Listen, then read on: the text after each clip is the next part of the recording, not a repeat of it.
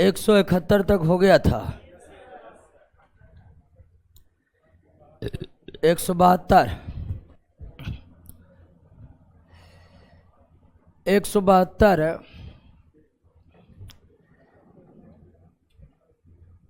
शुरू करें क्लास। 172 है गहरा जामुनी यौगिक, जो एंटीसेप्टिक गहरा जामुनी, तो ये तो पोटेशियम परमैंगनेट है क्या? एंटीसेप्टिक एवं डिसइंफेक्टेंट मतलब कीटाणु को मारने वाला। कीटाणु मतलब आर्थ्रोपोड प्राणी, कीटाणु मतलब आर्थ्रोपोड प्राणी। तो एंटीसेप्टिक एवं डिसइंफेक्टेंट की तरह उपयोग होने वाला आपका पोटेशियम परमैंगनेट है, पोटेशियम परमैंगनेट है। लाल दवा भी कहते किसको? पोटेशियम परमैंगनेट को, पोटेशियम परमैंगनेट को लाल दवा पोटेशियम परमैंगनेट। तांबा धातु के संबंध में निम्न में कौन सा एक सही नहीं है? तांबा धातु के संबंध में कौन सा एक सही नहीं है? तो तांबा मुक्त तथा संयुक्त दोनों अवस्था में प्रकृति में मौजूद है, बिल्कुल सही है। आदि मानव द्वारा सबसे पहले तांबा का ही उपयोग किया गया है, सही है। तांबा को उत्कृष्ट धातु कहते हैं, बिल्कुल ये भी सही है। तांबा सोने की तरह पीला नहीं बल्कि लाल होता है, तांबा सोने की तरह पीला नहीं बल्कि लाल होता है। तो 3 नंबर जो है तांबे के संदर्भ में सही नहीं है। वे कौन सी 2 धातुएं हैं जो सिल्वर रंग की नहीं होती है? तो वो है तांबा और दूसरा है सोना। तांबा लाल और सोना पीले रंग का होता है। निम्नलिखित में तांबा का सल्फाइड अयस्क, सल्फाइड अयस्क को देख ही रहे, पायराइट्स, पायराइट्स लग गया समझ जाइए वो सल्फाइड है। बाकी ये कार्बोनेट ऑक्साइड दोनों रहता है। क्यूपराइड तो ऑक्साइड अयस्क है, क्यूपराइड ऑक्साइड अयस्क है।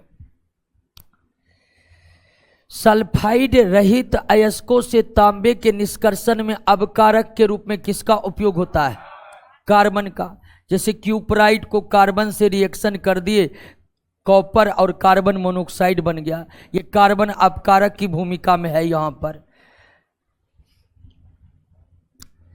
सल्फाइड अयस्क अर्थात कॉपर पायराइड से तांबे का निष्कर्ष कौन बनाया है? पीडीएफ जी, हाँ पीपीटी कौन बनाया है? संतोष, उसे काहे बनवाते हैं? अच्छा, सल्फाइड अयस्क अर्थात कॉपर पायराइड से तांबे का निष्कर्षण करना कठिन है। क्यों? तो इस अयस्क में आयरन सल्फाइड मुख्य अशुद्धि के रूप में रहता है। इस अयस्क में आयरन सल्फाइड मुख्य, सल्फाइड अयस्क अर्थात कॉपर पायराइड से तांबे का निष्कर्षण करना कठिन है। तांबे का निष्कर्षण करना क्यों कठिन है, इसका कारण हम बताए थे। इसका कारण 3 कारण था और तीनों कारण है इसमें, आप देखिए। इस अयस्क में आयरन सल्फाइड मुख्य अशुद्धि के रूप में रहता है, सही है। या तांबे में लोहे की अपेक्षा गंधक से संयोग करने की प्रवृत्ति अधिक है और ऑक्सीजन के साथ संयोग करने की कम। अयस्क को हवा में गर्म करते समय कॉपर सल्फाइड की अपेक्षा आयरन सल्फाइड ही शीघ्र ऑक्साइड में परिणत हो जाता है और कॉपर ऑक्साइड फेरस सल्फाइड से अभिक्रिया कर कॉपर सल्फाइड में बदल जाता है। ये तीनों आपका असुविधा है, यानी कि तीनों दिक्कतें हैं कॉपर सल्फाइड या कॉपर पायराइड से कॉपर को निकालने में। इसका आंसर इनमें से सभी होगा। निम्नलिखित कथनों पर विचार कीजिए। कॉपर सल्फाइड फेरस सल्फाइड के मिश्रण को कॉपर मेटे कहते हैं, बिल्कुल सही है। यह कॉपर मेटे में करीब 70% तांबा रहता है, 70% नहीं 50%। कितना? 50% तांबा रहता है। बेसिमीकरण विधि द्वारा कॉपर मेटे से तांबा प्राप्त किया जाता है, सही है। 1 और 3 क्या है? सही है। दूसरा गलत है, क्योंकि कॉपर मेटे में कॉपर मेटे में 50% ही तांबा रहता है। कॉपर मेटे में 50% ही तांबा रहता है।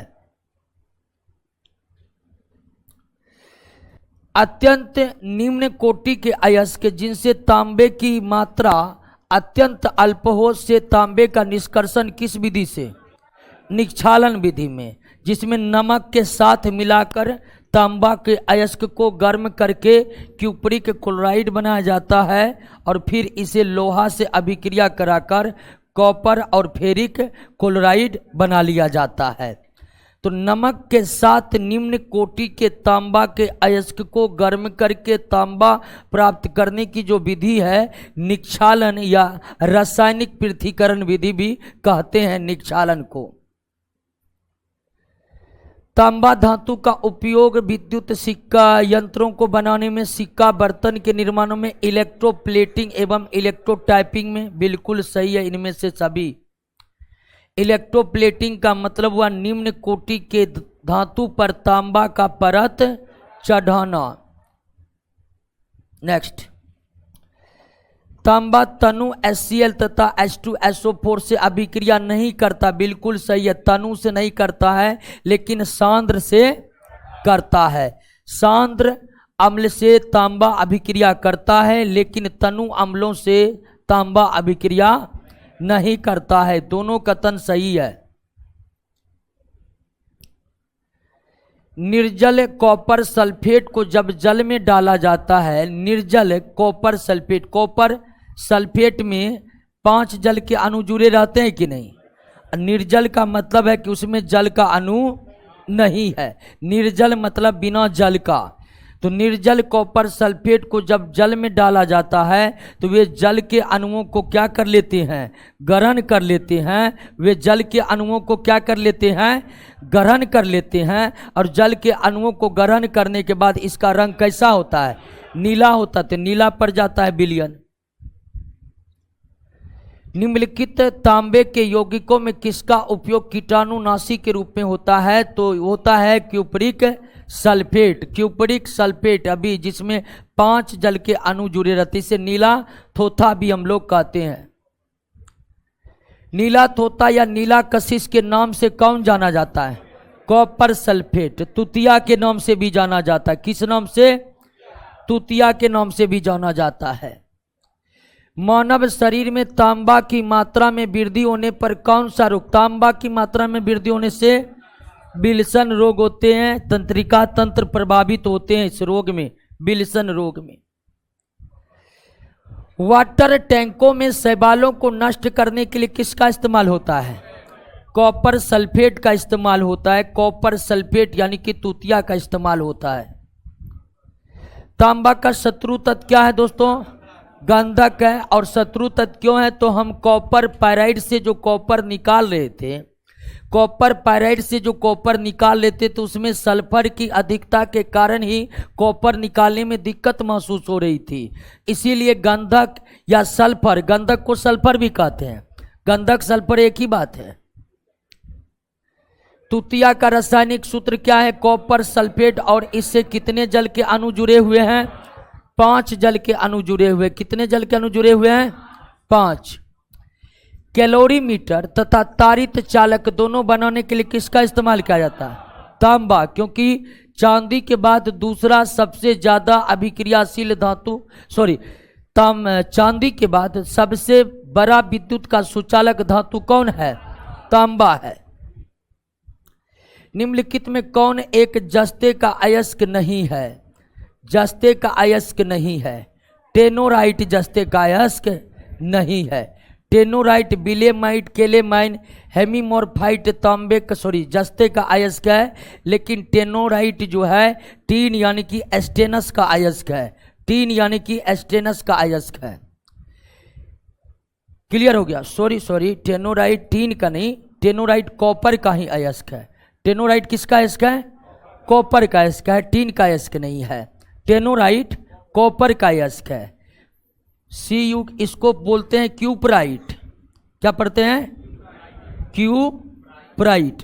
और उसको पढ़ते हैं टेनोराइट। तो टेनोराइट टीन का नहीं, तांबे का है। तांबे का अयस्क है।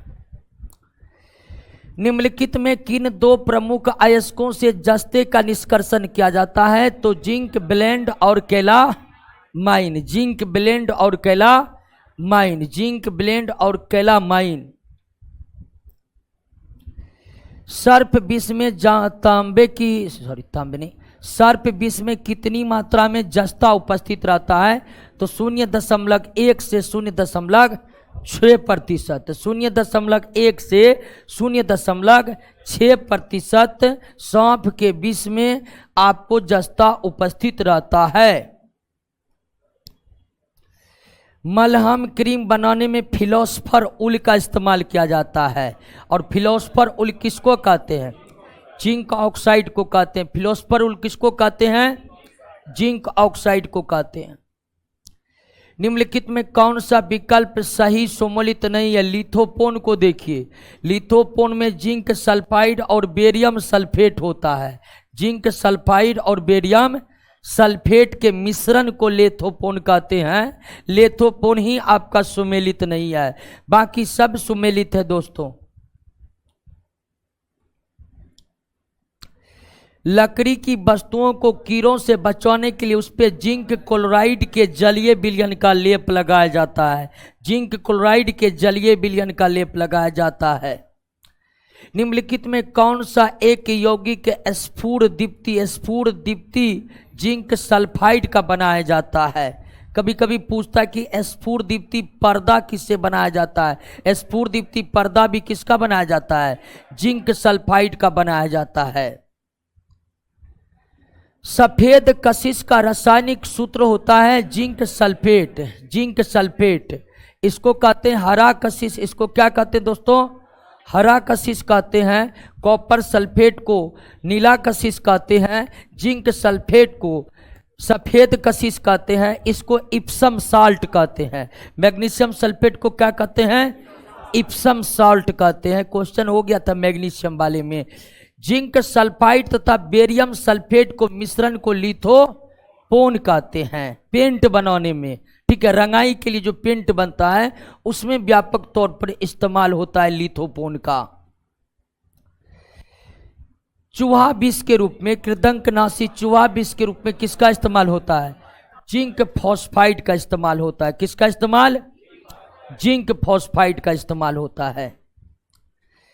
रंगने के काम में आने वाला तीखा पदार्थ, तीखा मतलब विषैली प्रकृति वाला पदार्थ। यहाँ तीखा का मतलब क्या है? विषैली प्रकृति। हिंदी रूपांतरण हुआ है क्वेश्चन का, इसीलिए इस तरह का आपको शब्द मिल रहा है एग्जाम में। इसका जो अंग्रेजी रूपांतरण था वो बिल्कुल सटीक था, हिंदी रूपांतरण गलत हो गया। तो तीखा का मतलब यहाँ विषैलापन से है। तो रंगने के काम में आने वाला तीखा पदार्थ आपका क्या है? Zinc phosphate. व्हाइट रंग का कोई भी पेंट है ना, रंगने के काम में आने वाला व्हाइट पेंट, उसमें समझ जाइए जिंक के अवयव कोई ना कोई कंपाउंड मिला हुआ है। धातु जो sodium hydroxide, sodium hydroxide, sodium hydroxide क्या है? क्षार है। तो कह रहा है कि धातु जो गर्म सोडियम हाइड्रोक्साइड के विलयन से अभिक्रिया करके हाइड्रोजन गैस देता है। तो धातु क्षार के साथ अभिक्रिया नहीं करता है, लेकिन जिंक और एल्युमिनियम ऐसी धातु है जो क्षार के साथ अभिक्रिया करके भी हाइड्रोजन गैस प्रदान करता है।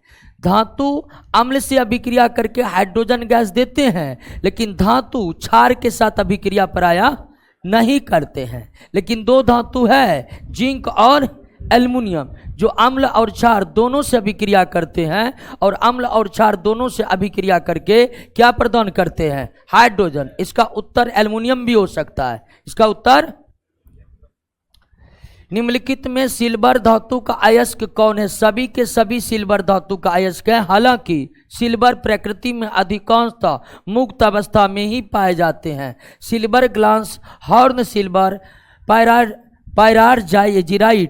पायरार्जिराइट ये सभी सिल्वर धातु के अयस्क है।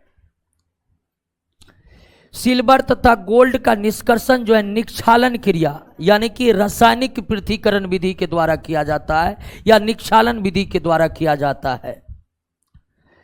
निक्षालन क्रिया में सिल्वर तथा गोल्ड धातु को निम्नलिखित में, गोल्ड धातु के निष्कर्षण में निम्नलिखित में किसका प्रयोग किया जाता है? सोडियम साइनाइड का प्रयोग किया जाता है। किसका प्रयोग किया जाता है? सोडियम साइनाइड के विलयन में सिल्वर या सोना को डाल देते हैं, जिससे गैंग सोडियम साइनाइड में नहीं घुलता है, लेकिन सिल्वर और सोना सोडियम साइनाइड में घुल जाता है। केलाबिराइट और सिल्वेनाइट किसका अयस्क है दोस्तों? गोल्ड का अयस्क है। किसका अयस्क है? गोल्ड का। निम्नलिखित में कौन सा विकल्प सही सुमेलित नहीं है? कौन सा विकल्प सही सुमेलित नहीं है? क्विक सिल्वर पारा को कहा जाता है। क्विक सिल्वर किसको कहा जाता है? पारा का। तो ये बिल्कुल गलत है। सिल्वर ब्रोमाइड को क्विक सिल्वर नहीं कहा जाता है। क्विक सिल्वर किसको कहा जाता है? पारा को कहा जाता है। निम्नलिखित में किस धातु को सफेद स्वर्ण तथा एडम उत्प्रेरक कहते हैं? प्लेटिनम। सफेद स्वर्ण तथा एडम उत्प्रेरक प्लेटिनम को कहा जाता है। निम्नलिखित में किस धातु के निष्कर्षण में साइनाइड विधि का इस्तेमाल किया जाता है? चांदी और सोना दोनों का। लेकिन ऑप्शन में चांदी और सोना दोनों है, तो किसका आंसर देना है? चांदी का ही देना है। ठीक है ना? और ऐसा इसलिए कि चांदी के तुलना में सोना और भी बहुत कम अभिक्रियाशील है, तो मुक्त अवस्था में पाए जाने की संभावना चांदी से ज़्यादा किसका है? सोना का है। तो हो सकता है कभी सोना मुक्त अवस्था में पूरी तरह है तो साइनाइड विधि का प्रयोग करने की कोई आवश्यकता नहीं है। तो अगर साइनाइड विधि का प्रयोग किसमें होता है? तो ये सोना चांदी दोनों के शुद्धिकरण में प्रयोग होता है। लेकिन ऑप्शन में दोनों है, तब आंसर किसको देना है? चांदी के निष्कर्षण किस अयस्क से किया जाता है? चांदी का अयस्कर किया जाता है अर्जेंटाइट से, और ये सल्फाइड अयस्क है। ये कैसा अयस्क है? सल्फाइड अयस्क है। मतदान के समय मतदाताओं के उंगलियों में सिल्वर नाइट्रेट, सिल्वर नाइट्रेट, इसे लूनर कास्टिक कहते हैं। क्या कहते हैं? लूनर कास्टिक कहते हैं, सिल्वर नाइट्रेट। सिल्वर नाइट्रेट को समांतर रंगीन बोतलों में रखा जाता है, क्योंकि यह सूर्य के प्रकाश में क्या हो जाता है? अपघटित हो जाता है। सिल्वर नाइट्रेट पर जैसे ही प्रकाश ऊर्जा पड़ेगा, ये क्या हो जाएगा? अपघटित हो जाएगा। तो इसीलिए इसे रंगीन बोतलों में रखा जाता है। रंगीन बोतलों पर सूर्य का प्रकाश आएगा तो उसे परावर्तित कर देगा। रंगीन परावर्तित करने की, रंगीन बोतल का जो सतह है वे सूर्य के किरणों को परावर्तित करने की क्षमता रखते हैं, तो सूर्य के किरणों की ऊष्मा यहाँ तक नहीं पहुँच पाएगी और ये अपघटित नहीं होगा। निम्नलिखित में कौन सा यौगिक सूर्य के प्रकाश में अपघटित हो जाता? सब। ये silver chloride, silver bromide, silver iodide, सभी पर अगर प्रकाश पड़ेगा तो सभी क्या हो जाएगा? अच्छा कोई नहीं है तो इसमें सभी होगा। इनमें से सभी, सॉरी, इनमें से सभी। Silver chloride, silver bromide, silver iodide, ये तीनों ऐसे सिल्वर के कंपाउंड है जो सूर्य के प्रकाश में क्या हो जाते हैं? अपघटित हो जाते हैं। सूर्य के प्रकाश में क्या हो जाते हैं? अपघटित हो जाते हैं। चांदी के चम्मच से अंडा खोना वर्जित रहता है, क्योंकि चांदी अंडे में उपस्थित सल्फर से प्रतिक्रिया करके सिल्वर सल्फाइड बना लेता है, और सिल्वर सल्फाइड चांदी के सतह को काला कर देता है। सिल्वर सल्फाइड चांदी के सतह को काला कर देता है, इसीलिए चांदी के चम्मच से अंडा नहीं खाना चाहिए। निम्नलिखित में कौन सी धातु स्वतंत्र अवस्था में पाई जाती है? सभी।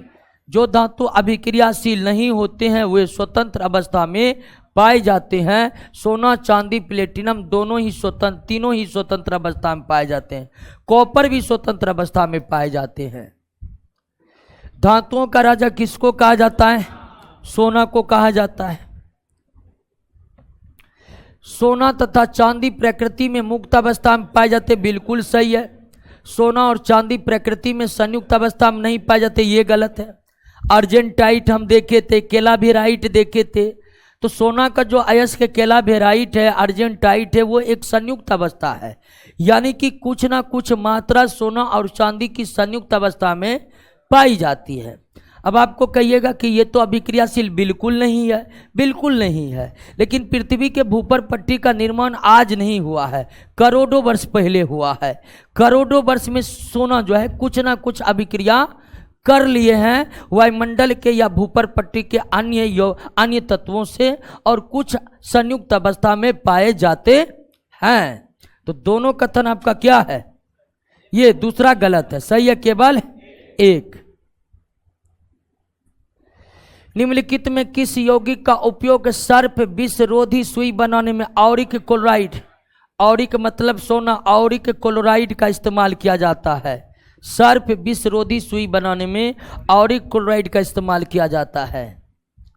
सोना और चांदी ऐसी धातु है जो मानव शरीर के लिए बिल्कुल भी हानिकारक नहीं है, इसीलिए मिठाई पर सोने और चांदी के परत चढ़ाए जाते हैं। एक तो शॉर्ट वीडियो देख रहे हैं, वहाँ आइसक्रीम था सोना का, मध्य प्रदेश में बिक रहा था सोने का आइसक्रीम। निम्नलिखित में कौन सा कथन सही नहीं है? निम्नलिखित में कौन सा कथन सही नहीं है? सोना और प्लेटिनम धातु अम्लों के साथ अभिक्रिया नहीं करती है, किसी के साथ अभिक्रिया नहीं करती है, सांद्र अम्ल के साथ भी अभिक्रिया नहीं करती है। कॉपर सांद्र अम्ल के साथ अभिक्रिया कर रहा था, सोना और चांदी सांद्र अम्लों के साथ भी अभिक्रिया नहीं करती है। सोना एवं प्लेटिनम धातु अम्लराज में घुल जाती है, बिल्कुल अम्लराज में घुल जाता है। अम्लराज में आयतन के विचार से 3 भाग HNO3 और 1 भाग सोना, ये गलत है। 3 भाग HCl और 1 भाग HNO3 रहता है एक्वा रेजिया या अम्लराज में, और इसी में सोना घुल जाता है, तो ये गलत है। सोना और प्लेटिनम में अम्लराज घुलने का कारण नवजात क्लोरीन है, बिल्कुल। ये दोनों को जब आपस में मिलाते हैं तो क्लोरीन परमाणु का त्याग होता है, वहीं क्लोरीन परमाणु से सोना और प्लेटिनम धातु अभिक्रिया करके ऑरिक क्लोराइड और प्लेटिनम क्लोराइड बना लेता है। अब आप कहिएगा कि सोना और प्लेटिनम अभिक्रियाशील है ही नहीं, तो क्लोरीन से अभिक्रिया कैसे कर लेता है? तो जितना सोना न्यूट्रल है उससे कहीं ज़्यादा क्लोरीन उत्तेजित है, समझे कि नहीं समझे? यानी क्लोरीन बहुत पावरफुल है अभिक्रिया करने के लिए। निम्नलिखित में कौन सी धातु उसके अयस्क की अभिक्रिया सोडियम साइनाइड के तनु विलयन, ये तो साइनाइड प्रोसेस, और साइनाइड प्रोसेस किसके लिए? चांदी सोना दोनों के लिए। 100% शुद्ध सोना कितना कैरेट का? 24 कैरेट का होता है। 100% शुद्ध सोना 24 कैरेट का होता है, जो कि कोई काम लायक नहीं होता है। सोने को कठोर बनाने के लिए तांबा मिला दीजिए या चांदी मिला दीजिए। महंगा आभूषण बनाना है तो चांदी, थोड़ा कम महंगा बनाना है तो तांबा मिलाइए, ज़्यादातर तांबा ही मिलाया जाता है। नेक्स्ट, हॉलमार्क चिन्ह किन उत्पादों पर लगाया जाता है? हॉलमार्क चिन्ह किन उत्पादों पर? हॉलमार्क चिन्ह स्वर्ण आभूषणों को दिया जाता है, स्वर्ण आभूषणों को दिया जाता है। 18 कैरेट के मिश्रित सोने में शुद्ध सोने का प्रतिशत 75, 24 कैरेट में 100, तो 18 कैरेट में आप निकाल भी सकते हैं रूल ऑफ मैथमेटिक्स के तहत। क्लियर? 75%, हमको याद था इसलिए बता दिए, आप निकाल सकते हैं। निम्नलिखित में किस धातु का घनत्व सर्वाधिक है? गोल्ड 19.2 ग्राम प्रति सेंटीमीटर क्यूब, ठीक है ना? हर धातु के इंट्रोडक्शन में घनत्व भी दिया हुआ है, आप चेक कर सकते हैं। सोना और चांदी का उपयोग आभूषणों के निर्माण में किस गुण के कारण किया जाता है? सोना और चांदी का उपयोग आभूषण के निर्माण में किस गुण के कारण किया जाता है? आघात वर्धनीय और तन्यता के कारण, आघात वर्धनीय और तन्यता कारण। और भी कई कारण हैं, लेकिन ये सबसे बड़ा कारण है दोस्तों, ठीक है ना? 1 ग्राम सोना से भी बड़े से बड़े ज्वेलरी तैयार हो सकते हैं, क्योंकि 1 ग्राम सोना से भी 2 किलोमीटर लंबी तार खींची जा सकती है। निम्नलिखित में कौन सी धातु साधारण ताप पर द्रव अवस्था में रहता है? साधारण ताप, साधारण ताप का मतलब क्या? 0 डिग्री। साधारण ताप का मतलब, और 0 डिग्री पर कौन है? ये कमरे के ताप पर है, ये कमरे के ताप पर है, ठीक है ना? और ब्रोमीन धातु तो है नहीं, ब्रोमीन अधातु है। ब्रोमीन क्या है? साधारण ताप पर ब्रोमीन भी धातु है, ब्रोमीन भी द्रव अवस्था में रहता है, लेकिन ब्रोमीन धातु, ब्रोमीन अधातु है, तो आंसर क्या देंगे? पारा देंगे। कमरे की ताप की जिक्र करता तब हम सीजियम गैलियम दे सकते थे, सीजियम गैलियम दे सकते थे। पारा धातु का निष्कर्षण किससे किया जाता है? सीने बार से। पारा धातु का निष्कर्षण सीने बार से। निम्नलिखित में कौन सी धातु ना तो आघात वर्धनीय होता है ना तो तनीय होता है? कौन? हाँ बिल्कुल, ये द्रव अवस्था में है, ये द्रव अवस्था में रहता है, तो द्रव अवस्था में क्या आघात वर्धनीय तनीयता होगा? निम्नलिखित में कौन सा एक सही नहीं? पारा को क्विक सिल्वर के नाम से जाना जाता है, बिल्कुल सही है। पारा को चर्बी या चीनी के साथ मिलाकर खूब जोर से हिलाने पर या भूरे रंग के चूर्ण में परिणत हो जाता है, ठीक है, ये भी सही है। पारा 4.12 केल्विन ताप पर अति चालक बन जाता है, ये भी सही है, सुपर कंडक्टर। पारा अम्लराज में नहीं घुलता, ये गलत है, घुल जाता है, अच्छी तरह से घुल जाता है, ठीक है। सोना और चांदी घुल जाता है तो पारा क्या चीज है? कौन सा विकल्प सही सुमेलित नहीं है? ठीक है ना। कैलोमल मर्क्यूरस क्लोराइड सही है। कोरोसिव सब्लिमेट मर्क्यूरी क्लोराइड सही है। बर्मिलियन भी सही है। अम्लगम गलत है। पारा तथा कोई अन्य धातु के मिश्रण को क्या कहते हैं? अम्लगम कहते हैं। पारा में आप कोई भी धातु दीजिएगा ना तो वो घुल जाएगा पारा में, और पारा जब किसी धातु के साथ मिलकर के मिश्रण बनाता तो उस मिश्रण को क्या कहते हैं? अम्लगम। सिर्फ पारा किस धातु में? पारा में कौन धातु नहीं घुलता है? लोहा नहीं घुलता है। उसके अलावा पारा में सब धातु घुल जाता है, केवल लोहा। तो पारा कोई अन्य धातु के साथ मिलकर जो मिश्रण तैयार करता उसे हम क्या कहते हैं? अम्लगम कहते हैं। मर्क्यूरिक ऑक्साइड को अम्लगम नहीं कहते हैं, और पारा लोहा के साथ अम्लगम नहीं बनाता है। निम्नलिखित में कौन सा विकल्प सुमेलित नहीं है? सिंदूर का गलत है। सिंदूर का भी होता है HgS। मर्क्यूरिक सल्फाइड ही भी सिंदूर का रासायनिक नाम है। थर्मामीटर, बैरोमीटर सब में क्या भरा जाता है दोस्तों? पारा भरा जाता है। थर्मामीटर, बैरोमीटर सभी में क्या भरा जाता है? पारा भरा जाता है। नेक्स्ट, पारे का साधारणतया तापमापी यंत्रों में उपयोग किया जाता है क्योंकि इसकी उच्च संचालन शक्ति है। संचालन शक्ति का मतलब ये उष्मा का बेहतर संचालक है, उष्मा का बेहतर संचालक है।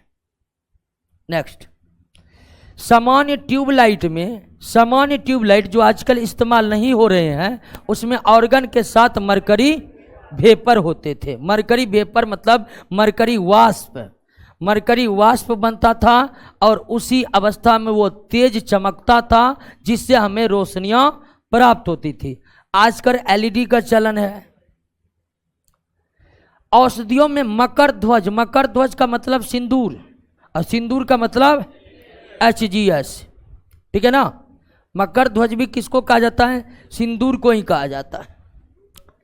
रासायनिक दृष्टि से सिंदूर क्या है? तो मरकरी सल्फाइड। 2 का मतलब मरकरी का वैलेंसी कितना?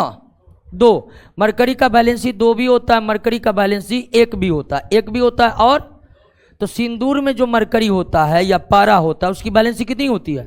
तो ये जो 2 लिखा है ये वास्तव में मरकरी की वैलेंसी को दर्शा रहा है। क्लियर? पारा अन्य धातुओं के साथ मिलकर जो धातुई घोल तैयार करता है उसे क्या कहते हैं? अम्लगम कहते हैं। कभी कभी पूछ देता है कि पारे के मिश्र धातु को क्या कहते हैं? अम्लगम कहते हैं। पारे के मिश्र धातु को क्या कहते हैं? अम्लगम कहते हैं। निम्नलिखित यौगिक में कौन एक अम्लगम है? तो अम्लगम का एक कंपोनेंट पारा तो होगा ही होगा, तो ये तो नहीं होगा, ये भी नहीं होगा। ये पारा लोहा के साथ अम्लगम नहीं बनाता है, तो आंसर क्या होगा? C होगा। पारा और मरकरी को किस धातु के पात्र में रखेंगे? लोहा को, क्योंकि लोहा मरकरी में घुलता नहीं है, लोहा मरकरी में घुलता। पारे के निम्नलिखित यौगिकों में किसका उपयोग कीटाणुनाशक के रूप में किया जाता है? तो कोरोसिव सब्लिमेट HgCl2 का किया जाता है। एक बार देख लीजिए तो कंफ्यूजन हो रहा है, नोट में देखिए तो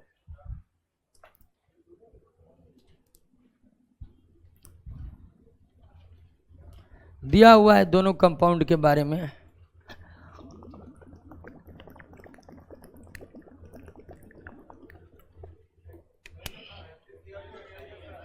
सही है ना? मर्क्यूरिक क्लोराइड, सही है। चलिए मर्क्यूरिक क्लोराइड पढ़ते इसको, आगे बढ़िए। सर्वाधिक अस्थायी तत्व कौन है? सीसा। यही कारण है कि सभी रेडियो एक्टिव तत्व अंत में किस में बदलते हैं? सीसा में बदलते हैं। सर्वाधिक अस्थायी तत्व निम्नलिखित में कौन धातु होकर भी ताप और विद्युत का कुचालक है? सीसा। सीसा इतना कम विद्युत का संचालन करता है कि उससे ज्यादा तो सिलिकॉन कर देता है, इसीलिए इसे कुचालक माना जाता है। सीसा का निष्कर्षण किससे किया जाता है? गैलेनों से। सीसा का निष्कर्षण गैलेनों से किया जाता है। लिथार्ज की प्रकृति क्या होती है? लिथार्ज लेड ऑक्साइड को कहते हैं। लेड ऑक्साइड क्या है? उभयधर्मी है, एम्फोटेरिक है।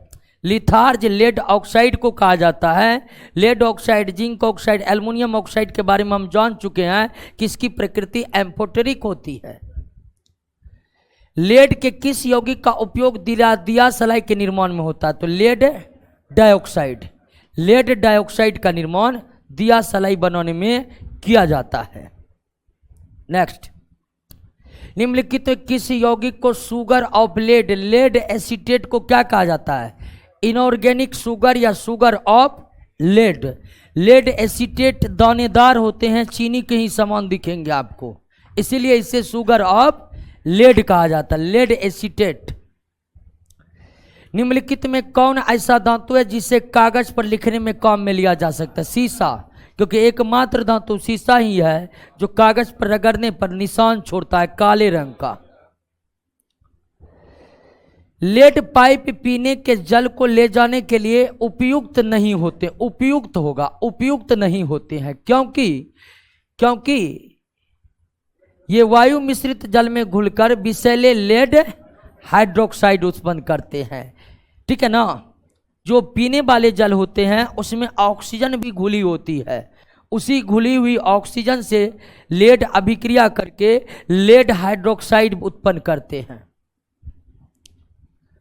संचायक बैटरी में निम्नलिखित में कौन सी धातु का संचायक? सीसा संचायक नाम ही है, सीसा संचायक। सीसा संचायक बैटरी बनाने में सीसा का इस्तेमाल किया जाता है। सीसा का इस्तेमाल इलेक्ट्रोड बनाने के लिए, कैथोड एनोड बनाने के लिए होता है इस बैटरी में। गैलेना का रासायनिक नाम लेड सल्फाइड है। गैलेना का रासायनिक नाम क्या है? लेड सल्फाइड है, लेड सल्फाइड।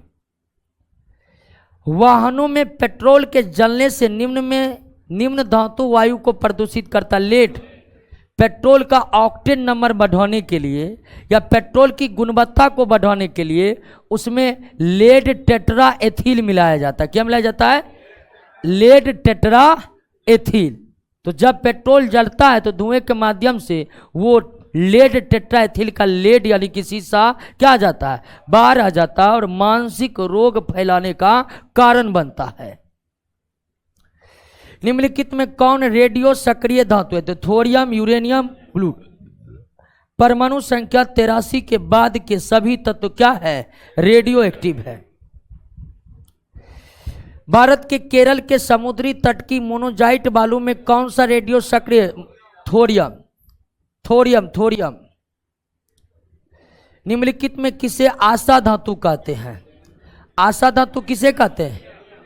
यूरेनियम को कहते हैं, यूरेनियम को कहते हैं, क्योंकि परमाणु रिएक्टर में बृहद स्तर पर इसका ईंधन के तौर पर इस्तेमाल होता है।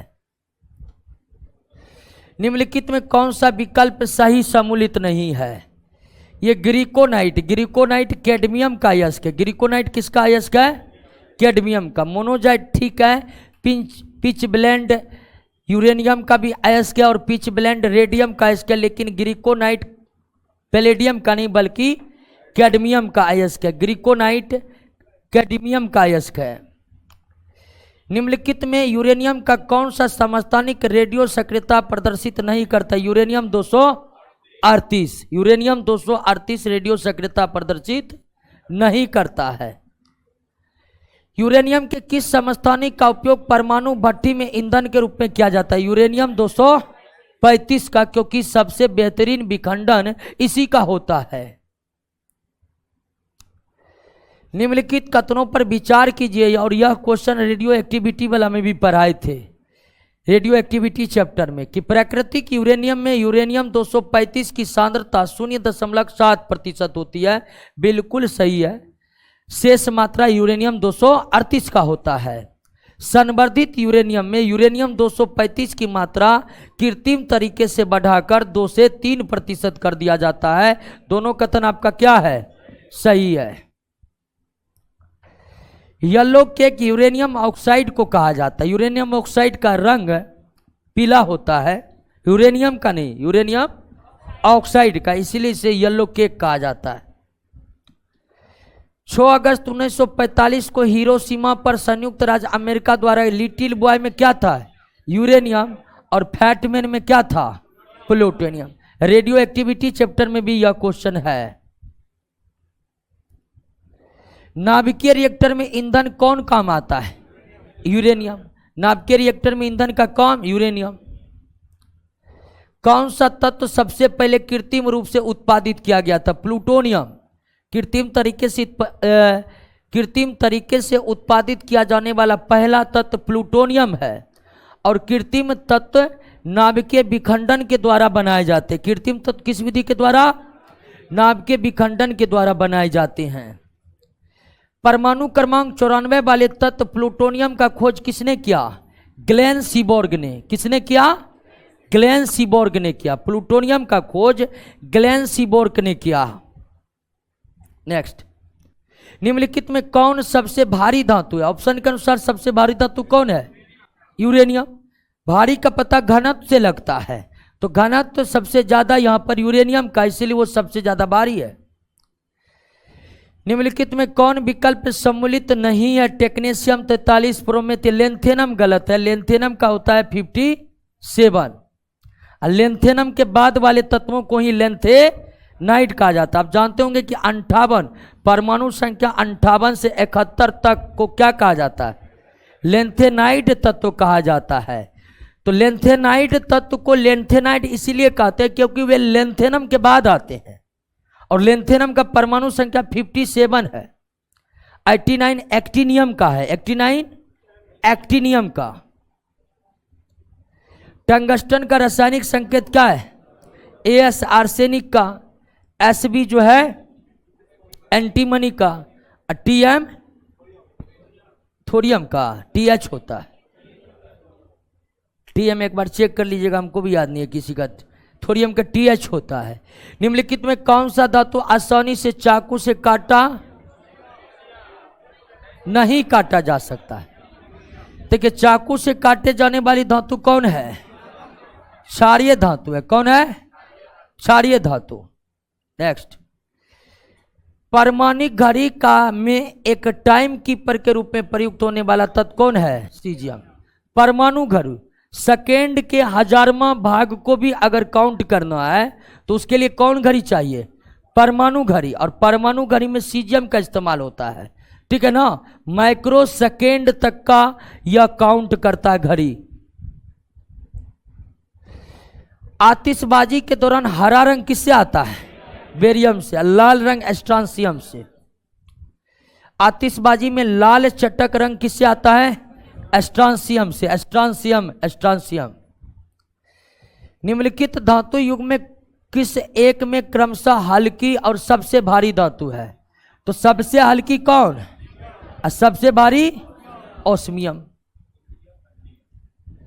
मोबाइल फोन, लैपटॉप की रिचार्जेबल बैटरी बनाने में किसका इस्तेमाल किया जाता है? लिथियम का व्यापक तौर पर इस्तेमाल किया जाता है।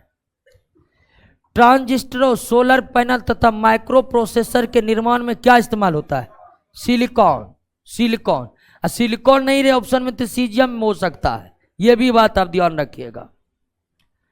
निम्नलिखित में कौन सी धातु इस्पात के बराबर मजबूत लेकिन भार में उसका आधा होता है? ये टाइटेनियम है। टाइटेनियम है। इसे रणनीतिक धातु, एस्ट्रेजिक मेटल कहा जाता है। रेडियो सक्रिय तत्व रेडियम और पोलेनियम की खोज किसने की?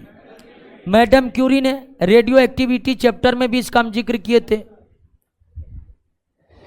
उर्वरकों के निर्माण में, उर्वरक के निर्माण में दोस्तों क्या होता है? एनपी के। उर्वरक के निर्माण में यही ना 3 मुख्य इस्तेमाल होता है। एनपीके में आपका ऑप्शन क्या है? पोटेशियम है। फ्लोरीन, सीसा, एल्युमिनियम सबका उर्वरक में इस्तेमाल होता है? नहीं होता है। NPK nitrogen, phosphorus, potassium.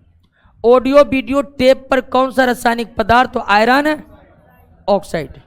पहले वाला कैसेट देखे थे ना, उसमें काले काले जो टेप होते हैं, तो उसी की बात की जा रही है जो अब प्रचलन से बाहर हो चुके हैं। लेड पेंसिल में लेड नहीं रहता है, ग्रेफाइट रहता है कि ना? कहिएगा कि लेड पेंसिल में लेड का इस्तेमाल किया जा सकता है क्योंकि वो भी काला निशान छोड़ता है, लेकिन लेड से काफी महंगा हो जाएगा। जो पेंसिल 2 रुपये 5 रुपये में बिकता है वो बिकेगा 1000-2000 में, तो ये अनुचित हो जाएगा। तो लेड पेंसिल में लेड रहता नहीं है। लेड पेंसिल में ग्रेफाइट का इस्तेमाल किया जाता है। किसका? ग्रेफाइट का। निम्नलिखित में किस तत्व में कमरे के तापमान पर अद्वितीय चुंबकीय गुण है? रुथेनियम। रुथेनियम याद रखने वाला तत्व है। इलेक्ट्रिक बल्ब का फिलामेंट किसका बना होता है? टंगस्टन का बना होता है क्योंकि इसका गलनांक बहुत ज्यादा होता है। निम्नलिखित में कौन सा पदार्थ बहुत कठोर तथा बहुत तन्य है? तो ये कौन है? टंगस्टन है। और ध्यान दीजिएगा किसी बुक में इसका आंसर नाइक्रोम दे दिया है, तो नाइक्रोम धातु है ही नहीं। नाइक्रोम क्या है? अधातु। नाइक्रोम मिश्र धातु है। नाइक्रोम क्या है? और मिश्र धातु की जो आघात वर्धनीयता और तन्यता है वो धातु से क्या होती है? कम होती है। तो इसका आंसर नाइक्रोम नहीं होगा, क्या होगा? राजस्थान स्थित डेगाना यूरेनियम उत्पादन के लिए प्रसिद्ध है? नहीं, डेगाना टंगस्टन उत्पादन के लिए प्रसिद्ध है। जादूगोरा यूरेनियम उत्पादन के लिए प्रसिद्ध है। दोनों कथन आपका क्या है? डेगाना टंगस्टन उत्पादन के लिए प्रसिद्ध है और जादूगोरा यूरेनियम उत्पादन के लिए प्रसिद्ध है। उस धातु की पहचान करें जो प्रकृति में अविषैला है। विषैला नहीं है, बताइए। सोना चांदी दोनों। निम्नलिखित में कौन सा कमरे के तापमान पर द्रव? कमरे के तापमान की बात हो रही है। सीजियम, बिल्कुल सही, सीजियम। पोटेशियम का खोज किसने की थी? हम्फ्री डेवी ने। हम्फ्री डेवी ने। निम्नलिखित में कौन क्लोरोफिल का घटक नहीं है? हाइड्रोजन। क्लोरोफिल का घटक कौन नहीं है? कार्बन तो सभी जैव यौगिक का अनिवार्य घटक है। स्वचालित वाहन निर्वातक का सर्वाधिक अविषालु धातु प्रदूषक कौन है?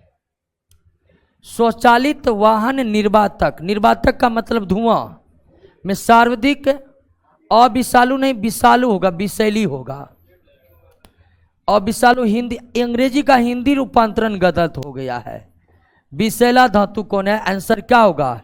लेड या सीसा। लेड या सीसा। कभी कभी एग्जाम के अंग्रेजी अनुवाद का जो हिंदी अनुवाद किया जाता है ना, वो थोड़ा हिंदी अनुवाद गड़बड़ सरबर हो जाता है। नेक्स्ट, मुख शोधनों में, टूथपेस्टों में निम्नलिखित में किस तौर पर प्रयोग किया जाता है? सुहागा। सुहागा बोरेक्स को कहा जाता है। किसको? बोरेक्स को कहा जाता है। तो सुहागा का इस्तेमाल किया जाता है। नेक्स्ट, निम्नलिखित में कौन सी धातु का उपयोग विद्युत तार बनाने में किया जाता है? किसका? तांबा का। विद्युत तार बनाने में किसका इस्तेमाल किया जाता है? तांबा का इस्तेमाल किया जाता है। निम्नलिखित में किस यौगिक को लाल शराब, लेट लिक्विड कहा जाता है? एल्युमिनियम एसीटेट का। एल्युमिनियम एसीटेट का जलीय विलयन एकदम रम की तरह लाल होता है। 1993 इलिंगम आलेख, इलिंगम आलेख से क्या निर्धारण किया जाता है? इलिंगम आलेख से यह निर्धारण किया जाता है कि अयस्क से धातु प्राप्त करने के लिए कौन सा अपकारक उचित रहेगा, कार्बन रहेगा कि एल्युमिनियम रहेगा, कौन सा अपकारक उचित रहेगा, यही पता चलता है इलिंगम डायग्राम से। एल्यूमिनोथर्मिक विधि में एल्युमिनियम कार्य करता है किस रूप में? अपकारक के रूप में। किस रूप में कार्य करता है? धातु के ऑक्साइड को कार्बन से अभिक्रिया करके धातु प्राप्त करते हैं। लेकिन कुछ कुछ धातु ऐसे हैं जो कार्बन के साथ अभिक्रिया नहीं करते, तो उसको हम किसके साथ अभिक्रिया कराते हैं? एल्युमिनियम के साथ अभिक्रिया करते हैं। और यही अभिक्रिया एल्यूमिनोथर्मिक विधि कहलाता है, जिसमें एल्युमिनियम की भूमिका किससे है? अपकारक की तरह है। और ये ऊष्माक्षेपी अभिक्रिया होती है। एल्यूमिनोथर्मिक अभिक्रिया किस प्रकार की अभिक्रिया है? ऊष्माक्षेपी अभिक्रिया है। कैसी अभिक्रिया है? एक्सोथर्मिक। कौन सा पदार्थ गैसों को शुष्क करने में यानी सुखाने में कैल्शियम ऑक्साइड, चूना का इस्तेमाल किया जाता है। निम्नलिखित में किस क्षार धातु का द्रवणांक यानी कि मेल्टिंग पॉइंट न्यूनतम है? पोटेशियम नहीं जी, सीजियम कमरे के ताप पर द्रव। सीजियम कमरे के ताप पर क्या? द्रव अवस्था में रहता है। पोटेशियम तो 98 डिग्री सेल्सियस है। पोटेशियम कार्बोनेट को सॉल्वे विधि के द्वारा इसलिए नहीं बनाया जाता क्योंकि सॉल्वे विधि में जलीय विलयन का प्रयोग होता है और जलीय विलयन का प्रयोग होता है और पोटेशियम बाइकार्बोनेट जल में क्या है? विलय है। जैसे कि सोडियम बाइकार्बोनेट को हम सॉल्वे विधि से बनाए थे ना, और इसी को गर्म कर देने से आपको बन गया था सोडियम कार्बोनेट। ठीक उसी तरह हम पोटेशियम बाइकार्बोनेट बनाकर पोटेशियम कार्बोनेट बना सकते हैं, लेकिन ऐसा इसलिए नहीं कर सकते हैं क्योंकि सॉल्वे विधि में जलीय विलयन का प्रयोग होता है। और पोटेशियम कार्बोनेट बनने से पहले सॉल्वे विधि में आपका क्या बनेगा? पोटेशियम बाइकार्बोनेट, जो जल में क्या हो जाएगा? घुल जाएगा। इसलिए नहीं बनाते हैं।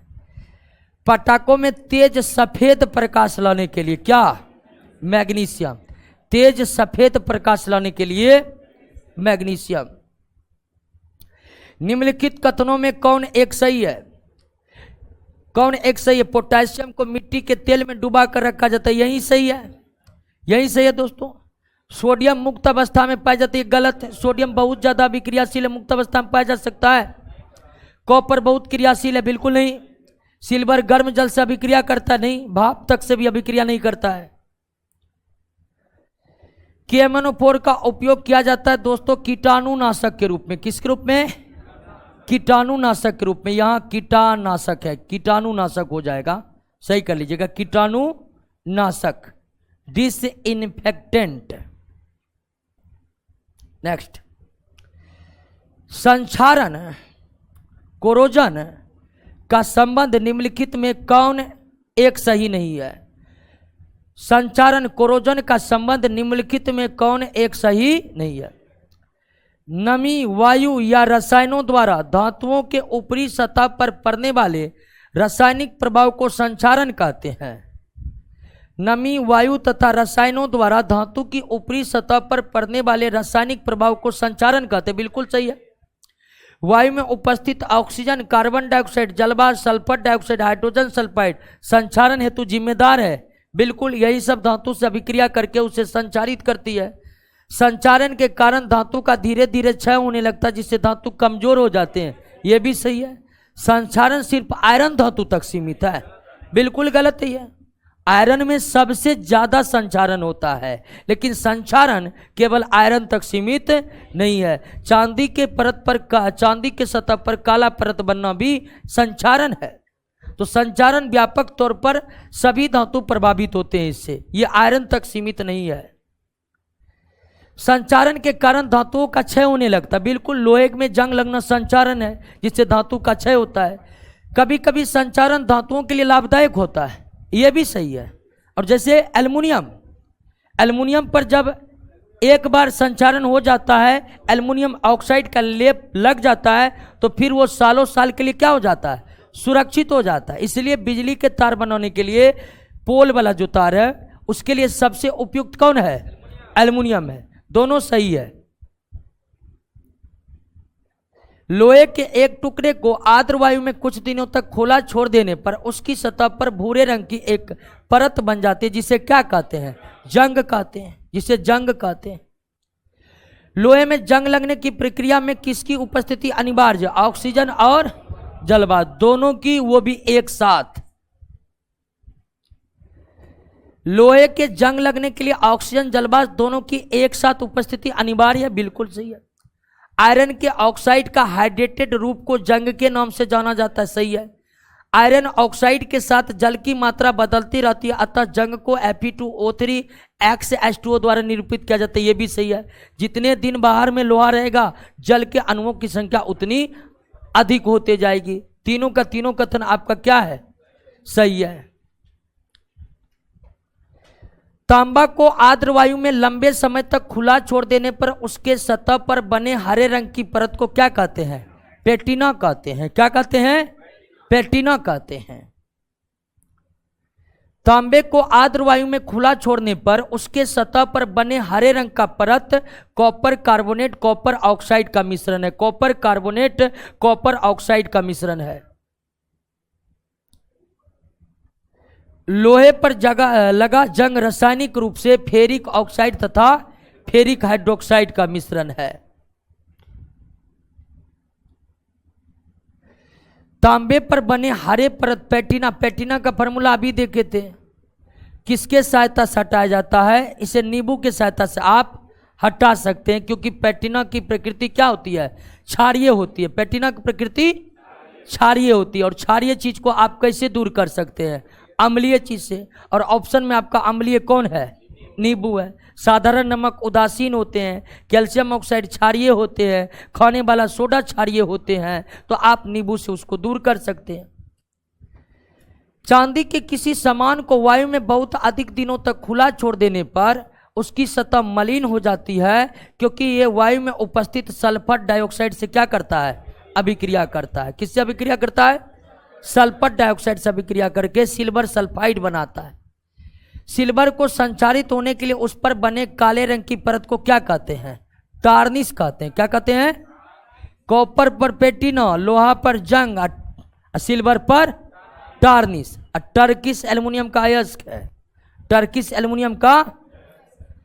चांदी के सामान को बहुत दिनों तक खुला छोड़ देने पर उसकी सतह क्या बनने के कारण मलिन हो जाती है, सिल्वर सल्फाइड बनने के कारण क्या हो जाती है, मलिन हो जाती है। निम्नलिखित में कौन एक सही नहीं है, एल्युमिनियम को खुले वायु में छोड़ देने पर उसकी सतह एल्युमिनियम ऑक्साइड की परत बन जाती है, जो धातु को आगे संचारित होने से रोकता है, बिल्कुल सही है। कॉपर से बने पैटिना और कॉपर को आगे संचारित होने से रोकता है, ये भी सही है। सिल्वर को बहुत दिनों तक खुला छोड़ देने पर उस पर सिल्वर सल्फाइड की एक परत बनती है, यह परत सिल्वर को आगे संचारित होने से रोकता है, ये भी सही है। लोहे पर बना जंग भुरभुरा बनकर लोहे से चिपक जाते, जिससे भीतर का लोहा जंग लगने से बच जाता है, ये गलत है दोस्तों। लोहे में जो जंग लगता है ना वो गिरते रहता है झड़ झड़ के, और अंततः लोहा संपूर्ण रूप से बर्बाद हो जाता है। जंग लगने से लोहे का भार क्या होगा, बढ़ जाता है।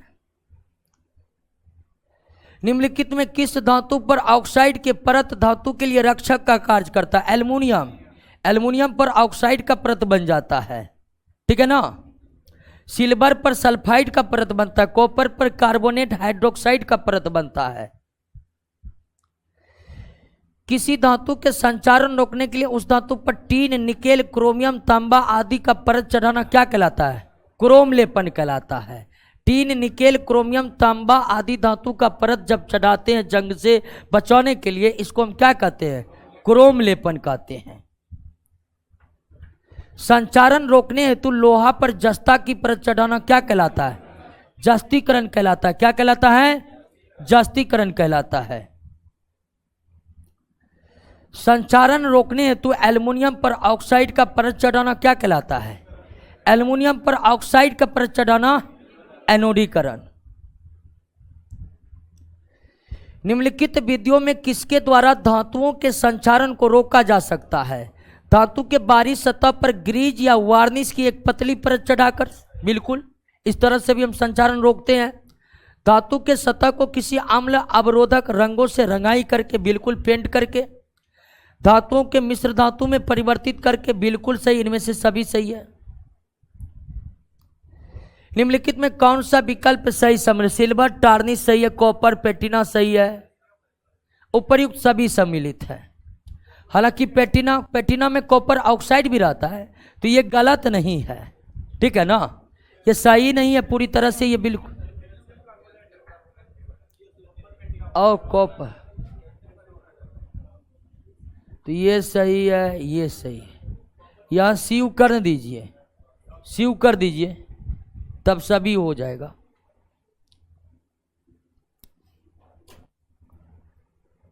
कर दिए। लोहे की सतह पर लगाया जाने वाला पेंट लोहे की जंग लगने से बचाता है, लोहे को जंग लगने से बचाता है। तो क्यों, ऐसा क्यों? तो ऑक्सीजन नमी के संपर्क में आने से लोहे को रोकता है। लोहे में जंग इसीलिए लगता है कि वे ऑक्सीजन और नमी के संपर्क में आ गया, तो ऊपर से उसको पेंट कर दिए तो वो ऑक्सीजन अब ऑक्सीजन और हवा के या नमी के डायरेक्ट संपर्क में आएगा नहीं और जंग लगने से बचा रहेगा। लोहे का शुद्ध रूप कौन है दोस्तों? पिटवा लोहा। पिटवा लोहा लोहा का शुद्धतम रूप है, पिटवा लोहा। लोहे का जस्तीकरण कर देने पर उसका संचारण होगा। लोहे का जस्तीकरण कर देने से उसका संचारण रुक जाता है, क्योंकि जस्ता लोहे की अपेक्षा अधिक क्रियाशील होता है, जिससे वायु का प्रभाव जस्ता पर ही पड़ता है, लोहा पर पड़ता नहीं है। निम्नलिखित में किस खनिज में ऑक्सीजन नहीं होता है? क्रायोलाइट में नहीं होता है, Na3Al(F6), इसमें ऑक्सीजन है। बॉक्साइड में तो है Al2O3 2H2, ये बॉक्साइड का फार्मूला, तो इसमें ऑक्सीजन है, इसमें भी है, इसमें भी है। ये कैल्साइट होगा, कैल्साइट। तो क्रायोलाइट में ऑक्सीजन नहीं है। नेक्स्ट, निम्नलिखित में कौन सा कथन सही नहीं है? शुद्ध अवस्था में आयरन उपयोगी नहीं होता, बिल्कुल सही है। किसी भी धातु में अन्य पदार्थ को मिश्रित कर देने पर धातु के गुण में परिवर्तन आ जाता है, बिल्कुल परिवर्तन तो आ ही जाएगा। धातु में अन्य पदार्थों को मिलाकर मिश्र धातु तैयार किए जाते हैं, सही है। मिश्र धातु बनाते समय धातु में केवल धातु को ही मिश्रित किया जा सकता, धातु को नहीं, ये गलत है। हम तो इस्पात में लोहा में कार्बन मिलाए थे, कार्बन अधातु है। तो मिश्र धातु बनाने के लिए धातु में अधातु को भी मिलाया जाता है, केवल धातु को ही नहीं मिलाया जाता है। नेक्स्ट, दो या दो से अधिक धातु अथवा एक धातु एक अधातु के समांगी मिश्रण को क्या कहते हैं? मिश्र धातु कहते हैं। क्या कहते हैं? नेक्स्ट, निम्नलिखित कथनों पर विचार कीजिए। अगर मिश्र धातु का एक अवयव पारा तो इसे अम्लगम कहते हैं, सही है। शुद्ध धातु अथवा अवयवी धातु के तुलना में मिश्र धातु की विद्युत चालकता कम होती है, बिल्कुल विद्युत चालकता कम होती है। आघात वर्धनीयता और तन्यता ये भी कम होती है, गलनांक भी कम होती है। सारे के सारे कथन क्या है? सही है, गलनांक भी कम होता है। निम्नलिखित में कौन सा कथन सही है? शुद्ध गोल्ड 24 कैरेट का होता है, जो अत्यंत मृदु होता है, जिसके कारण इससे आभूषण नहीं बनाए जा सकते, सही है। गोल्ड को कठोर बनाने के लिए सिल्वर अथवा कॉपर के साथ इसका मिश्र धातु बनाया जाता है, यह भी सही है। भारतवर्ष में सामान्यतः गहनों और आभूषणों के निर्माण के लिए 22 कैरेट गोल्ड का उपयोग किया जाता है, सही है। इनमें सभी सही है। मिश्र धातु की आघात वर्धनीयता तथा तन्यता उसके अवयवी धातु के तुलना में क्या होता है? कम होता है। विद्युत चालकता और उसमें चालकता भी कम होता है, द्रव्यनांक भी कम होता है। मिश्र धातुओं का यहाँ द्रव्यनांक होगा मेल्टिंग पॉइंट। मिश्र धातुओं का द्रव्यनांक तथा विद्युत चालकता उसके अवयवी धातु के तुलना में क्या होता है? कम होता है। निम्नलिखित कथनों पर विचार कीजिए। धातुओं को मिश्र धातुओं में परिवर्तित कर देने पर उसकी गुणवत्ता एवं मजबूती बढ़ जाती है। बिल्कुल सही है। मिश्र धातु संचारण अवरोधक होते, बिल्कुल सही है। दोनों कथन क्या है? सही है। इन दोनों फायदे के लिए ही धातु को मिश्र धातु बनाए जाते हैं। निम्नलिखित में कौन एक मिश्र धातु नहीं है? जिंक। जिंक आपका केवल धातु है, मिश्र धातु नहीं है। इस्पात का मुख्य इस्पात लोहा तथा कार्बन, लोहा तथा कार्बन। निम्नलिखित कथनों पर विचार कीजिए। इस्पात में कार्बन का अंश ढलवा होगा, ढलवा एवं पिटवा लोहा के मध्य होता है। इस्पात में कार्बन का अंश ढलवा लोहा या पिटवा लोहा के मध्य होता है। सही है। इस्पात में कार्बन की प्रतिशतता 0.1 से 1.5 तक। सही है। दोनों कथन क्या है? सही है। स्टील का उत्पादन किया जाता है किस विधि से? बेसेमर विधि से। बेसेमर विधि से, हाइबर विधि से अमोनिया, संपर्क विधि से सल्फ्यूरिक अम्ल, ओस्टवाल्ड विधि से नाइट्रिक अम्ल बनाया जाता है। पढ़ेंगे हम नॉन मेटल वाले चैप्टर में इसके बारे में। निम्नलिखित कथनों पर विचार कीजिए। सीमेंटेशन विधि द्वारा पिटवे लोहा को इस्पात में बदला जाता है। सही है। बेसेमर विधि से ढलवा लोहा को इस्पात में बदला जाता है। यह भी सही है। ढलवा लोहा से अच्छी किस्म का इस्पात प्राप्त करने के लिए आजकल सबसे अधिक लिंज डोनाविच विधि का व्यवहार होता है। बिल्कुल सही है। तीनों का तीनों कथन क्या है? सही है। निम्नलिखित में कौन सी लोहे से इस्पात उत्पादन की सबसे आधुनिक विधि है? सबसे आधुनिक विधि है सीमेंस मार्टिन और लिंज डोनाविच विधि। बेसेमर विधि सबसे पुरानी विधि है। निम्नलिखित में कौन सा कथन सत्य है? स्टील में कार्बन का अंश 0.1 से 1.5% तक बदलता रहता है। सही है। मृदु स्टील में कार्बन का अंश 0.1 से 0.4% तक होता है। सही है। कठोर स्टील में कार्बन का अंश 0.5 से 1.5 के बीच। सही है। तीनों कथन क्या है? सही है। कठोर स्टील को 1123 केल्विन ताप तक गर्म करने के बाद ठंडे जल से निमज्जीकरण यानी कि ठंडे जल में अचानक डाल देना क्या कहलाता है? समन कहलाता है। क्या कहलाता है? जिससे और अधिक कठोर हो जाता है इस्पात। समित इस्पात को गर्म कर धीरे धीरे ठंडा होने की प्रक्रिया को क्या कहते हैं? टेम्परी कहते हैं। क्या कहते हैं? इस्पात को रक्त तप्त गर्म कर पुनः धीरे धीरे ठंडा करना क्या कहलाता है? अनिलीकरण कहलाता है। निम्नलिखित में कौन सा इस्पात अत्यंत कठोर? अत्यंत कठोर कौन होता है? मैग्नीज। हेलमेट तथा शैल संदलन यंत्र यानी रॉक क्रशिंग मशीनरी का इस्तेमाल मैग्नीज इस्पात का इस्तेमाल होता है। मैग्नीज इस्पात में मैग्नीज की प्रतिशत मात्रा 7 से 20% तक की होती है। ट्रांसफार्मर तथा विद्युत चुंबक बनाने में किस इस्पात का उपयोग किया जाता है? सिलिका। ट्रांसफार्मर तथा विद्युत चुंबक। ट्रांसफार्मर तो सिलिका से बनता है, सिलिका ही होगा। सिलिका इस्पात। ट्रांसफार्मर किससे बनाए जाते हैं? सिलिका इस्पात से। विद्युत चुंबक नहीं, अस्थायी चुंबक बनाए जाते हैं कोबाल्ट इस्पात से। सही है। बी।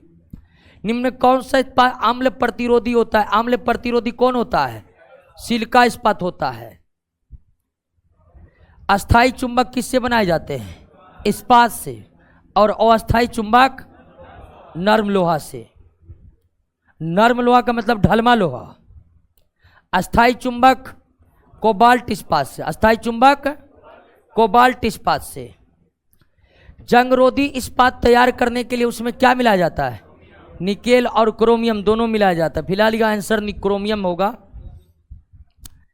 जंग रहित लोहा बनाने के लिए क्रोमियम एवं निकेल का इस्तेमाल होता है। हवाई जहाज, मोटर कार, बाइसाइकिल के हिस्से और पुर्जे किससे बनाए जाते हैं? क्रोमियम एवं निकेल इस्पात से बनाए जाते हैं। स्टील की कठोरता प्रदान करने के लिए क्या मिलाया जाता है? स्टील की कठोरता प्रदान करने के लिए उसमें मैग्नीज मैग्नीशियम मिलाया जाता है। हाँ, मैग्नीज। निम्नलिखित में किस इस्पात से उच्च वेग यानी ड्रिलिंग टूल्स किससे? टंगस्टन इस्पात से बनाया जाता है। इस्पात में निकेल 46% उपस्थित होता है, तो उससे वैज्ञानिक उपकरण नहीं, वैज्ञानिक उपकरण किससे? 36% से। और रेडियो बल्ब 46% से। दोनों का कथन क्या आपका गलत है। वैज्ञानिक उपकरण 36% निकेल वाला और radio bulb lamp bulb 46% nickel वाला। तराजू बीम एवं हल्के उपकरण निर्माण के लिए किसका? मैग्नीशियम, जिसमें एल्युमिनियम और मैग्नीशियम होता है। अत्यंत शक्तिशाली कांसा के बारे में कह रहा है। कांसा में कॉपर और टीन होता है। कांसा में कॉपर और टीन होता है। बर्तन, स्क्रू, नट एवं बोल्टों के निर्माण में प्रयुक्त होने वाला पित्तल, पित्तल, पित्तल, कॉपर और जिंक, पित्तल, कॉपर और जिंक।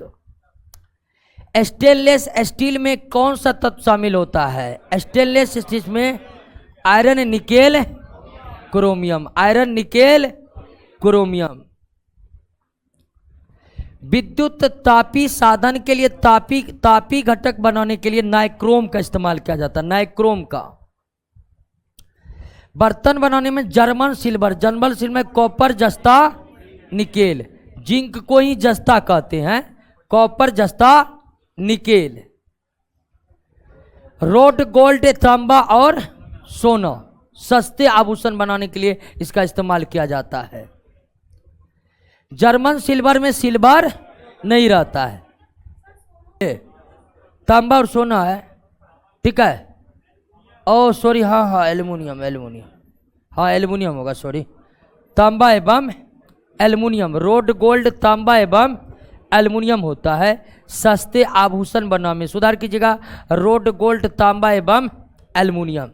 नेक्स्ट, जर्मन सिल्वर में सिल्वर नहीं होता है, बस दिखता है हूबहू सिल्वर की तरह, इसीलिए इसे सिल्वर, जर्मन सिल्वर कहते हैं। पहली बार जर्मनी में बनाया गया था और हूबहू सिल्वर की तरह दिखता है, इसीलिए इसे जर्मन सिल्वर कहते हैं, जबकि सिल्वर होता नहीं इसमें। निम्नलिखित में कौन सम्मिलित नहीं है? सी नंबर, सफेद सोना प्लेटिनम को कहा जाता है। किसको? प्लेटिनम को कहा जाता है। सफेद सोना किसको कहा जाता है? प्लेटिनम को। निम्नलिखित में कौन सम्मिलित नहीं है? पित्तल सही है जी, पित्तल सही है। डुरेलू मीन सही है। मैग्नीशियम गलत है। मैग्नीशियम में एल्युमिनियम, मैग्नीज नहीं, एल्युमिनियम और मैग्नीशियम रहता है, एल्युमिनियम और मैग्नीशियम रहता है। गन मेटल में तांबा, टीन एवं जिंक, तांबा, टीन एवं जिंक। याद रखिएगा, अब गन मेटल में लोहा नहीं रहता है, गन मेटल में लोहा नहीं रहता। प्रश्न बनाने में आपको आसान होगा, लोहा नहीं रहता है।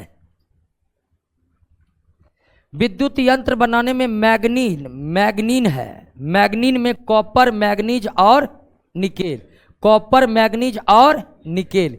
ये मैग्नीज यहां दे दिया है, वो गलत लिखा हुआ है, इंग्लिश में सही लिखा हुआ है मैग्नीन मिश्र तत्व में कॉपर, मैग्नीज और निकेल होता है, कॉपर, मैग्नीज और निकेल होता है। निम्नलिखित में कौन विकल्प सही सम्मिलित नहीं है? जी अभी तुरंत आप मैग्नीन को देखें, मैग्नीन में मैग्नीशियम होता है, मैग्नीन में क्या होता है?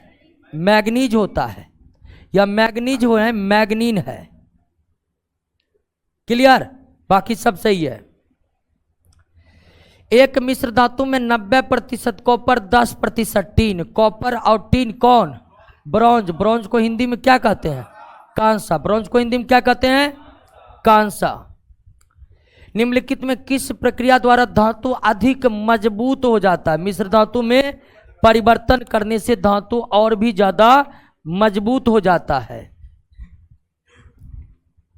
निम्नलिखित में कौन सा कथन सही है? सूक्ष्म ऑक्सीजन गैस के संपर्क में आकर लोहे में जंग लगता है। नहीं, बिल्कुल शुष्क नहीं, नमी युक्त ऑक्सीजन, नमी भी चाहिए लोहे में जंग लगने के लिए, गलत है। वायु रहित जल में लोहे में जंग पकड़ लेता है, बिल्कुल गलत। लोहे में जंग लगने के लिए ऑक्सीजन और जलवाष्प की उपस्थिति एक साथ आवश्यक है, ये सही है आपका। इलेक्ट्रॉनिक पाइपलाइन धातु के चादर और विद्युत तारों के सोल्डर टीन और शीशा फ्यूज बनाने में भी इसका इस्तेमाल किया जाता है।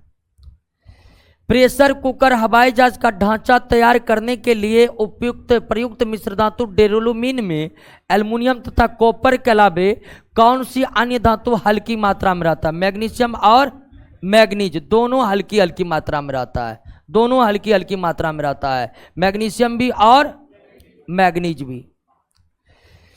निम्नलिखित कथनों पर विचार कीजिए, निम्नलिखित कथनों पर विचार कीजिए। मुंज मेटल तथा डच मेटल कॉपर तथा जिंक का मिश्र धातु बिल्कुल सही है। मुंज मेटल भी कॉपर जिंक और डच मेटल भी कॉपर जिंक का।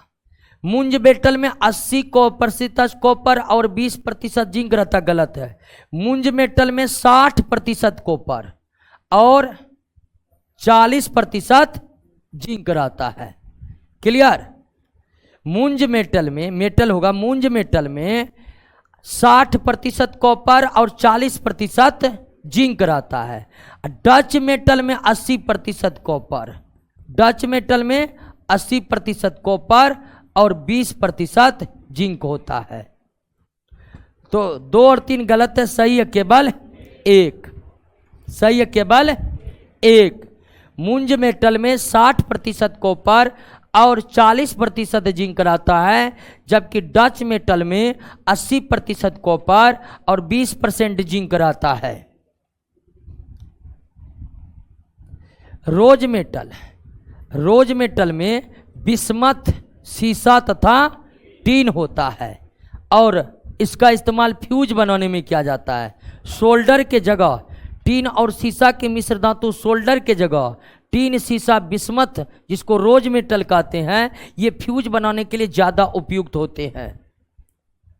निम्नलिखित में कौन सा विकल्प सम्मिलित नहीं है दोस्तों? सम्मिलित नहीं है मोनेल मेटल। मोनेल मेटल सही है, गलत है। मोनेल मेटल में जिंक और निकेल होता है, मोनेल मेटल में जिंक और निकेल होता है, मोनेल मेटल में जिंक और निकेल होता है।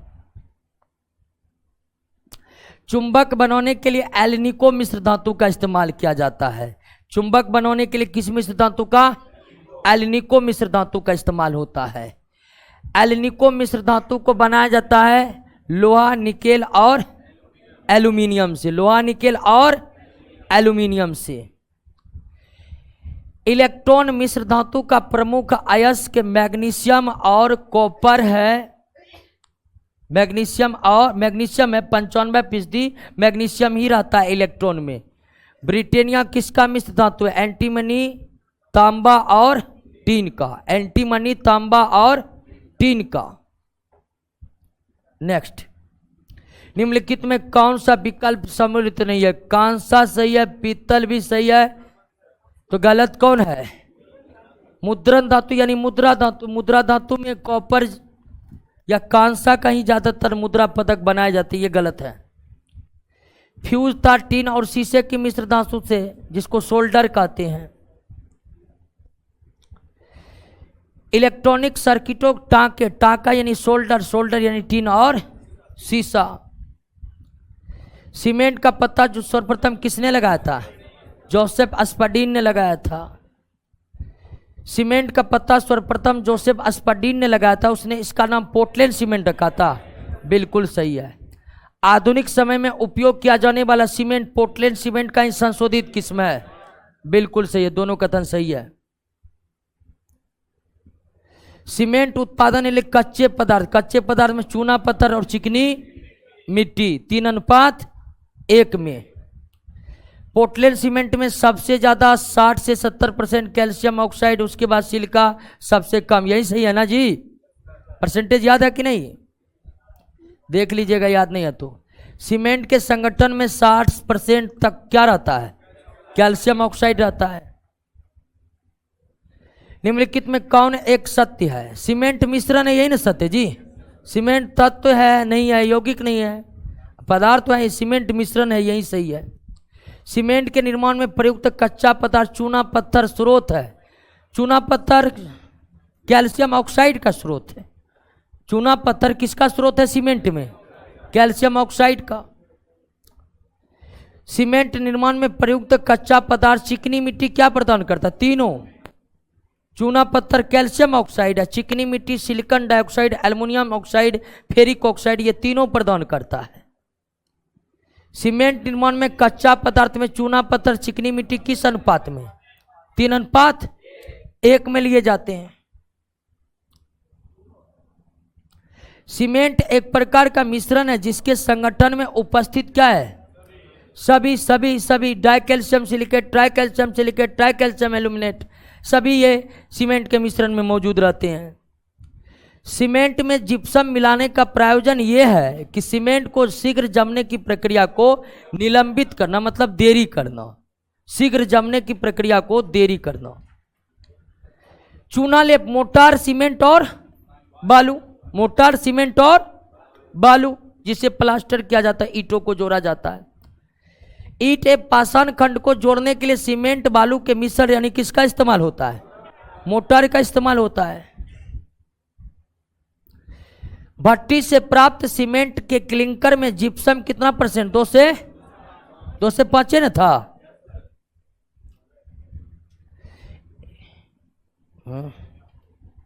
बैक हो गया जी। भवनों के निर्माण कंक्रीट, कंक्रीट में पत्थर, बालू सीमेंट पत्थर, हाँ गिट्टी। सीमेंट बनाने के लिए किसके मिश्रण को खूब तप्त किया जाता है? चूना पत्थर और मृतिका। मृतिका किसको कहते हैं? चिकनी मिट्टी को। सीमेंट बना 1773 जी, सीमेंट में 1773, कांच के भट्टी का 1673। पित्तल किसकी मौजूदगी में निरंतर रहने के कारण वायु में खराब? Hydrogen sulphide, hydrogen sulphide. निम्नलिखित कथनों पर विचार कीजिए। जल के साथ सीमेंट को मिलाने पर यह जल अवशोषित कर कुछ समय बाद कठोर ठोस में बदल जाते, इसे सीमेंट का जमना कहते हैं। सही है, सीमेंट का जमना एक जल योजन प्रक्रिया है। बिल्कुल, जल के कारण जल के मिलाने पर जमता है, इसीलिए इसे जल योजन प्रक्रिया हम कहते हैं। दोनों कथन सही है। पोर्टलैंड सीमेंट किसका मिश्रण है? Calcium silicate, calcium aluminate. Ferrous नहीं रहता है, सोडियम नहीं रहता है, रहता है dicalcium silicate, tricalcium silicate, tricalcium aluminate, यानी कैल्शियम एल्यूमिनियम, बाकी और कुछ नहीं। सामान्य कांच, सामान्य कांच का फॉर्मूला क्या होता है दोस्तों? डी नंबर ना, यही होगा। लेकिन सिलिकॉन कितना रहता है? ये मिस हो गया है, ठीक है ना। सबसे सटीक आंसर यही है, हमको लगता है 6 मिस कर गया देना। 6 होगा, 6 सिलिका जुड़ा होता है, सही कर लीजिएगा। कांच में प्रयुक्त होने वाला कच्चा पदार्थ तीनों ना, सोडियम कार्बोनेट, कैल्शियम कार्बोनेट और बालू। कांच निर्माण हेतु सोडियम कार्बोनेट, कैल्शियम कार्बोनेट, बालू को तैयार किए गए मिश्रण को क्या कहते हैं? बैच कहते हैं। कांच निर्माण तो सोडियम कार्बोनेट, कैल्शियम कार्बोनेट, बालू के मिश्रण को भट्टी में 1673 केल्विन गर्म करते हैं। कांच किसका मिश्रण है? कैल्शियम सिलिकेट और सोडियम सिलिकेट, कैल्शियम सिलिकेट और सोडियम सिलिकेट, इसी का ना मिश्रण है। कांच तैयार करने वाले भट्टी से कौन गैस बाहर निकलता है? कार्बन डाइऑक्साइड भट्टी से बाहर निकलता है। भट्टी से प्राप्त कांच द्रव रूप में प्राप्त होता है, जिसमें कांच की विभिन्न वस्तुओं को निर्मित कर उसका शीतलन किया जाता है। बिल्कुल सही है। भट्टी से प्राप्त कांच को पहले शीतलन कर फिर कांच की वस्तु, गलती है। जब शीतलन यानी ठंडा कर लेंगे तो फिर वस्तु बनाएंगे जी, पहले वस्तु को बनाकर तब ठंडा करते हैं। केवल एक सही है। निम्नलिखित कथनों पर विचार कीजिए। अगर कांच का शीतलन तीव्र गति से कराया जाए तो कांच निर्मित वस्तुएं भंगुर हो जाती है। सही है। अगर कांच का शीतलन मध्यम गति से कराया जाए तो कांच निर्मित वस्तुएं अपारदर्शी हो जाती है। बिल्कुल सही है। कांच निर्मित वस्तुओं को मध्यम एवं समान गति से शीतलन कराया जाता है। इस प्रक्रिया को क्या कहते हैं? अनिलीकरण कहते। क्या कहते हैं? अनिलीकरण कहते। निम्नलिखित में किस कांच को मृदु कांच कहते? सॉफ्ट कांच यानी क्या? सोडा कांच, सॉफ्ट कांच। निम्नलिखित में कौन सोडा कांच का गुण नहीं है? यह सबसे सस्ता सर्वनिष्ठ कांच है, यह भंगुर होता सही है। ताप में एकाएक परिवर्तनों के फलस्वरूप यह कांच में दरारें पड़ जाती सही है। रासायनिक पदार्थों से सुगमता पूर्वक ये अद्भुत झिलमिलाहट प्रदर्शित नहीं करता है। अद्भुत झिलमिलाहट सीसा क्रिस्टल कांच प्रदर्शित करता है। सीसा क्रिस्टल कांच।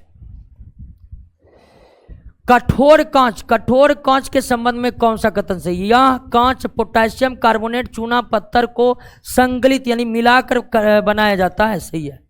यह कांच अम्ल के प्रति अधिक प्रतिरोधी होता है, बिल्कुल अम्ल के प्रति अधिक प्रतिरोधी होता है, सही है। कठोर कांच के संबंध में दोनों कथन। निम्नलिखित में किस कांच का अपवर्तनांक काफी ज्यादा होता है? सीसा क्रिस्टल कांच। सबसे ज्यादा अपवर्तनांक सीसा क्रिस्टल कांच का होता है और यही आकर्षक झिलमिलाहट उत्पन्न करने वाला कांच है। सीसा क्रिस्टल कांच के निर्माण में पोटेशियम कार्बोनेट, लेड ऑक्साइड और बालू के मिश्रण को भट्ठी में गर्म किया जाता है। निम्नलिखित किस कांच को बोरोसिलिकेट कांच कहते हैं? पायरेक्स कांच को। किसको? पायरेक्स कांच में बोरेक्स मिलाया जाता है, इसी कारण इसे बोरोसिलिकेट कांच कहते हैं। प्रयोगशाला उपकरण, फार्मास्यूटिकल पात्र आदि का निर्माण किस कांच से? पायरेक्स कांच से, क्योंकि बहुत ज्यादा गर्म करने पर भी इस पर कोई असर नहीं पड़ता है। निम्नलिखित में किस कांच की रासायनिक चिर अस्थायित्व यानी कि ड्यूरेबिलिटी तथा थर्मल शॉक रेसिस्टेंस क्षमता अधिक होता है? तो ये पायरेक्स कांच का। किसका? पायरेक्स कांच का। चश्मा, सूक्ष्मदर्शी, कैमरा ये सब बनता है किसका? प्रकाशीय कांच का। प्रकाशीय कांच साधारण कांच ही है, लेकिन प्रकाशीय कांच ऐसा कांच है जिसको बनाने में रत्ती भर भी गलतियां नहीं होनी चाहिए। रत्ती भर समझते हैं ना? थोड़ा सा मुगल काल की भाषा है। 420 किसकी उपस्थिति के कारण फोटोक्रोमिक कांच धूप में काला हो जाता है? Silver bromide. सिल्वर ब्रोमाइड की जगह सिल्वर क्लोराइड भी आप उत्तर में दे सकते हैं। मान लीजिए सिल्वर ब्रोमाइड नहीं है, सिल्वर क्लोराइड है, तो उसका भी आप इस्तेमाल कर सकते हैं फोटोक्रोमिक कांच बनाने के लिए। पायरेक्स कांच को अधिक सामर्थ्य बनाने के लिए उसमें मिलाया जाता है क्या? बोरेक्स। कांच प्रबलित प्लास्टिक बनाने के लिए रेसा कांच। रेसा कांच, रेसा कांच में क्या होता है कि प्लेटिनम होता है, और प्लेटिनम में क्या होते हैं? कई छिद्र। प्लेटिनम में